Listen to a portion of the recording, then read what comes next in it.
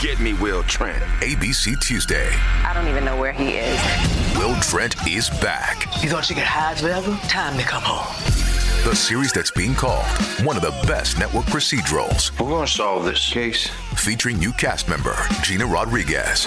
I'm a prosecutor. We deal in truth and facts. Maybe everybody should try that, huh? Will Trent, the 2-part season premiere, begins Tuesday on ABC and stream on Hulu. Hey, I'm Ross Kenyon from the Norrie Carbon Removal Marketplace. Thanks so much for listening to Carbon Removal Newsroom. If you dig the show, share it out, give us a great review and rating in iTunes or Apple Podcasts as they're calling it these days. We'd all be very grateful if you would. It helps us bring the show to more people and broaden the reach of the conversation around carbon removal, which is our goal and something that we think is very important for climate change. This episode's a fun first. I was part of a press gaggle in Seattle ahead of the Andrew Yang rally in Gasworks Park. If you aren't aware of Andrew Yang or are not a member of the Yang Gang as they call themselves, Andrew Yang is a primary contender for the Democratic presidential ticket. His platform mostly revolves around his analysis of the fourth industrial revolution, where he predicts that artificial intelligence and automation will continue to make many jobs obsolete. He proposes a universal basic income for reasons of equity and making sure people don't feel as strong a need to oppose technological progress as they may already do. That's my understanding from my research and reading his quite interesting book, The War on Normal People. This was my first time as part of a press gaggle, so me and the good folks at GeekWire were going back and forth on questions of Andrew. If this episode feels a bit choppy, it's because of that rhythm. I thought Andrew's answers were so interesting because they seem to prioritize geoengineering solar radiation management solutions over carbon removal, which, as you may already know, is much more controversial than sucking CO2 out of the atmosphere through regenerative agriculture, afforestation, direct air capture, etc. In any case, I appreciate the plain speaking on this topic. I think it's necessary and valuable, and I appreciate that, someone is willing to do that. It isn't as common as one might think. So judge for yourself. Here it comes. Andrew, I've noticed that you've made carbon removal and geoengineering a part of your platform for climate change. How important is that, and what do you plan to do? So the last 4 years have been the 4 warmest years in recorded history, and climate change is clearly accelerating in its impact on our planet and soon our way of life.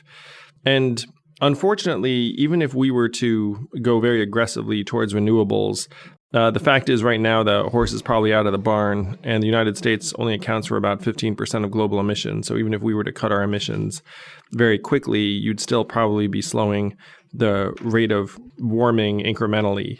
And so to me, it's only responsible for us to start trying to mitigate some of the worst effects of climate change. Certainly a carbon fee and dividend would help internalize the cost of emissions and redistribute that value to hopefully moving us in a more sustainable direction.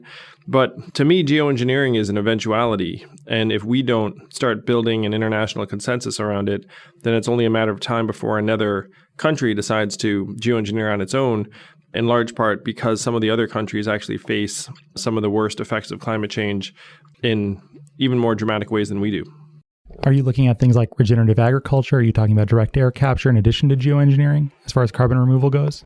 Yeah, certainly to the extent that we can capture carbon and sequester it in various ways, I think we should be planting a lot of trees, but also some of the other measures that have been discussed, like seeing if sulfur clouds or water vapor into the air could somehow reflect some of the sunlight. I'm actually a fan, and this is going to sound out there to some, but I'm actually a fan of the idea of mirrored satellites because they're the kinds of things that you can do and undo without any unforeseen effects. They're mechanical as opposed to chemical. I noticed that you wanted to fund a center that would be funded by the federal government for looking into geoengineering and carbon capture. How exactly might that work? So there was a group of academics who tried to come together and have a geoengineering conference a couple of years ago in the U.S. And then there was some movement in the UN saying, hey, maybe we should look into this. And then someone put the kibosh on it and it didn't happen. Now, you don't need that much in the way of resources just to convene. And the U.S. has a unique leadership ability where if we convened a global geoengineering conference, academics would come from around the world because they're studying it right now. You don't need to commit billions of dollars. All you need to do is say, hey, like, NOAA or NIH or whichever agency you decide you want to lead it, just put like a modest level of resources and just say, look, we should convene a geoengineering conference. And there are already academics working on that here in the US and around the world. It wouldn't allow them to come out into the open. We're decades behind the curves in terms of openly discussing this. So there you have it. In the show notes, I'll link to the climate change portion of Andrew Yang's platform. There's a lot more to say on this topic, and I wish we had more time to dig into the details, so maybe I'll get a chance to at some point in the future. It's possible Andrew Yang speaking about carbon removal, as well as Washington Governor Jay Inslee speaking about soil sequestration lately, nudges other candidates to speak on carbon removal. In my humble analysis, carbon removal is not fully in the mainstream's image of what needs to be done on climate change yet.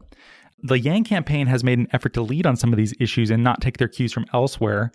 So it isn't surprising to see them take a strong position here, but it isn't quite a tentpole issue for anyone at this time, at least as far as I've seen.